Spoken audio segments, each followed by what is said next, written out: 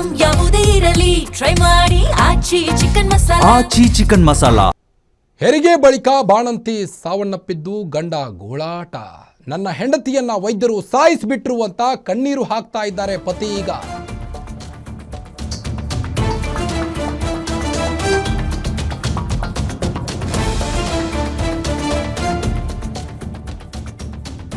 ಕ್ಷುಲ್ಲಕ ಕಾರಣಕ್ಕೆ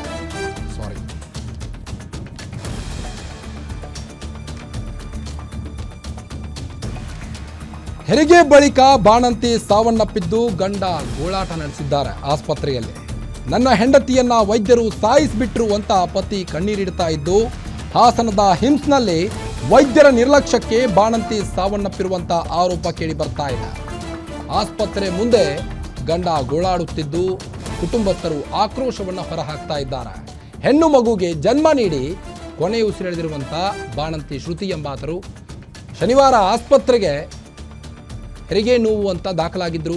ಹನುಮನಹಳ್ಳಿ ಗ್ರಾಮದ ಶ್ರುತಿಯವರು ನಿನ್ನೆ ಹೆಣ್ಣು ಮಗು ಜನಿಸಿತ್ತು, ನಂತರ ಸಾವನ್ನಪ್ಪಿದ್ದಾರೆ. ಈಗ ಶ್ರುತಿ ಅಮ್ಮನಿಲ್ಲದೆ ತಬ್ಬಲಿಯಾದಂಥ 5 ವರ್ಷದ ಪುತ್ರ ಮತ್ತು ಹಸುಗೂಸು. ಈಗ ವೈದ್ಯರ ನಿರ್ಲಕ್ಷ್ಯವೇ ಹೆಂಡತಿ ಸಾವಿಗೆ ಕಾರಣ ಅಂತ ಪತಿ ಪುನೀತ್ ಗೋಳಾಡತೊಡಗಿದ್ದಾರೆ.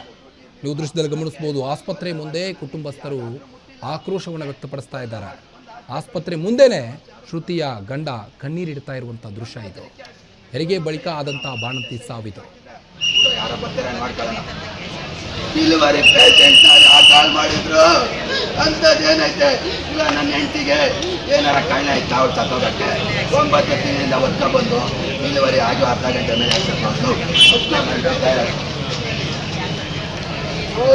ಮನೆ ಯಾರು ಕೇಳ್ತಾರಪ್ಪ ನನ್ನ ಕಷ್ಟವ ಭಗವಂತ ಅಪ್ಪ ಸತ್ತು ಹೆಂಡತಿ ಸತ್ತು ಯಾರು ಮಾಡ್ಕೊತಾರೆ. ಒಳ್ಳೆ ಫೆಸಿಲಿಟಿ ಭಾನುವಾರ ಅಂದರೆ ಏನಾಗಿದೆ, ಭಾನುವಾರ ಕೆಟ್ಟವಾರನ ಭಾನುವಾರ ಕೆಟ್ಟವಾರನ ಡಾಕ್ಟ್ರು ಯಾರೋ ಸುಮಾ ಮೇಡಮ್ ಅಂತ ಅವರೇ ರೆಫರ್ ಮಾಡಿರೋದು ಮೈಸೂರು ಕರ್ಕೊಂಡು ಹೋಗಿದ್ರಾ?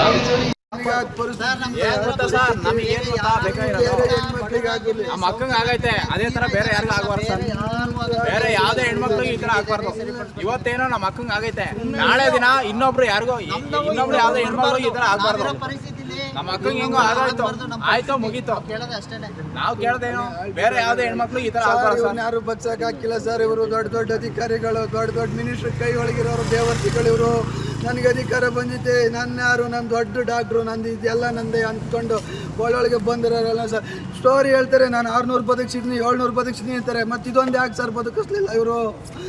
600-700ಕ್ಕೆ ಟ್ರೀಟ್ಮೆಂಟ್ ಫಲಿಸ್ತು, ಇದಕ್ಕೆ ಫಲಿಸ್ಲಿಲ್ವಾ? ಮಧ್ಯಾಹ್ನ 2 ಗಂಟೆಯಿಂದ ಸಂಜೆ 6 ಗಂಟೆವರೆಗೂ ಟ್ರೀಟ್ಮೆಂಟ್ ಫಲಿಸ್ದಂಗೆ ಮಾಡಿರೋ ಮನೆ ಬಿದ್ದೋಲಿ.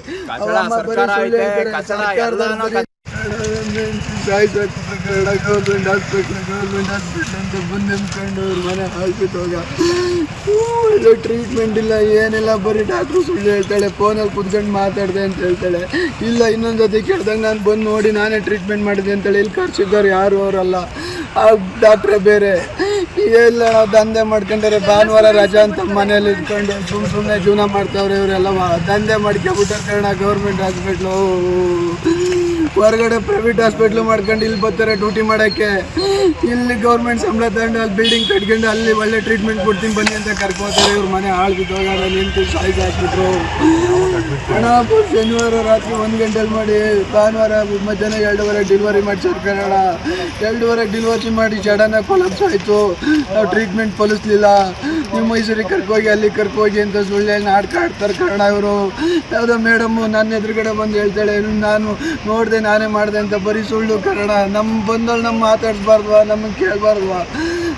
ನಾನು ಟ್ರೀಟ್ಮೆಂಟ್ ಮಾಡಿ ಹೋದೆ, ನನ್ನ ಡ್ಯೂಟಿ ಮುಗಿತು ಅಂತ ಬರೀ ಸುಳ್ಳು ಹೇಳ್ಕೊಂಡು ಕಾಲ ಕಳೀತಾವ್ರೆ. ನಾವು ಇಲ್ಲಿ ಕರ್ಸಿದ್ದಾರೆ ಆ ಮೇಡಮ್ ಎಲ್ಲ ಅಮ್ಮನೇ ಎಲ್ಲ. ನಾನು ನೋಡಿದೆ ಕನ್ನಡ ಅವ್ಳು ಮನೆ ಹೇಳ್ಬಿದ್ದು ಅವಳು ಏನಾದ್ರು ನಿಜನೇ ಹೇಳಿ ಇವಳು ಬಂದ್ ಮಾಡಿದ್ರೆ ಇವಳಿಗೆ 100 ವರ್ಷ ಆಯಸ್ಸು ಕೊಡಲಿ, ಇಲ್ಲಾಂದ್ರೆ ಬೆಳ್ಕರೆ ಹೊತ್ತು ನೆಗದ್ ಬಿದ್ದು ಅಲ್ಲಿ ಡಾಕ್ಟ್ರು 100 ವರ್ಷ ಆಯಸ್ಸು ಕೊಡಲಿ. ನನ್ನ ಆಯಸ್ಸು ಕಿಸ್ಕೊಂಡು ಈ ಡಾಕ್ಟ್ರಿಗೆ ಕೊಡ್ಲಿ ಬೇಕಾರೆ ನಾನು ಬಂದು ಟ್ರೀಟ್ಮೆಂಟ್ ಮಾಡಿದ್ದೆ ಅಂತ. ಅವಳು ಬರೀ ಅವಳು ಮೂಗಿನ ಯಾರಿಗೆ ಕೇಳ್ಕೊತಾವಳೆ ಅಷ್ಟಯ. ಬೆಳ್ಕರೆ ಹೊತ್ತಿಗೆ ನೆಗದ್ ಬೀಳಿ ನನಗೆ ಕೊಟ್ಟು ಕಷ್ಟ ಅವಳಿಗೂ ಕೊಡಲಿ ದೇವರು ಮನೆ ಹಾಳು. ಬನ್ನಿ ಬಗ್ಗೆನಷ್ಟು ಹೆಚ್ಚಿನ ಅಪ್ಡೇಟ್ಸ್ ಕೊಡ್ತಾ ಹೋಗ್ತಾರೆ ಹಾಸನ ರಿಪೋರ್ಟರ್ ಚೇತನ್ ಕರ್ನಾಟಕದ ಸರ್ಕಾರಿ ಆಸ್ಪತ್ರೆಗಳಲ್ಲಿ ಬಾಣಂತಿಯರ ಸಾವು ಪ್ರಕರಣಗಳು ಹೆಚ್ಚಾಗ್ತಾಲೇ ಇವೆ. ಇದರ ಮಧ್ಯೆ ಈಗ ಮುದ್ದಾದ ಮಗುವಿಗೆ ಜನ್ಮ ನೀಡಿ ಕರುಳಬಳ್ಳಿ ಕಣ್ತುಂಬಿಕೊಳ್ಳುವ ಮೊದಲೇ ತಾಯಿ ಸಾವನ್ನಪ್ಪಿದ್ದಾರೆ.